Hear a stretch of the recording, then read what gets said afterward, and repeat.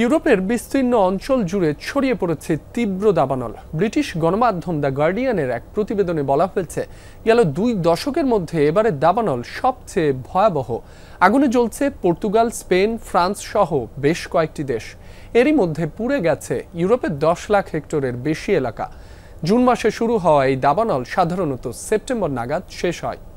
বাংলাদেশের প্রথম immunity booster সমৃদ্ধ ফ্যান্টাস্টিক হ্যাপি এনার্জি বিস্কিট। যতদূর দেখা যায় পুরোটা জুড়েই আগুনের লেলিহান শিখা। সামনে যা পাচ্ছে তাই পুড়িয়ে ছারখার করে দিচ্ছে।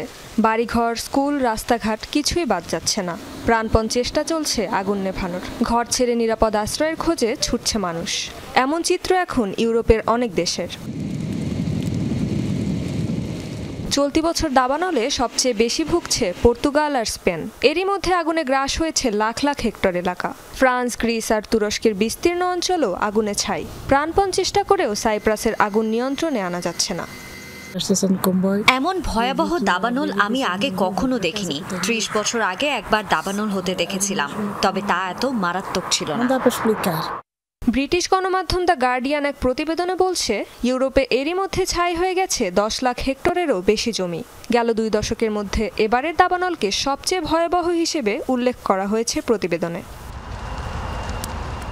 European forest fire information system EFFIS এর রেকর্ড অনুযায়ী এবছরের দাবানল ভেঙেছে 2017 সালের রেকর্ডও। এবার পুড়ে যাওয়া জমির পরিমাণ গত 20 বছরের গড়ের তুলনায় প্রায় 4 গুণ বেশি।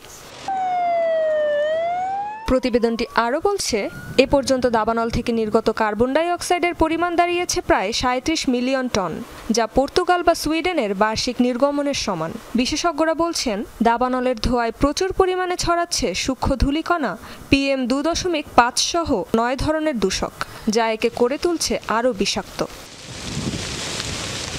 এ ধরনের ভয়াবহ দাবানলের মূল কারণ হিসেবে পরিবেশবিদরা দায়ী করছেন জলবায়ু পরিবর্তনকেই। বায়ু দূষণ বাড়ার সঙ্গে সঙ্গে প্রতিবছর দাবানল রেকর্ড ভাঙবে বলে শঙ্কা তাদের।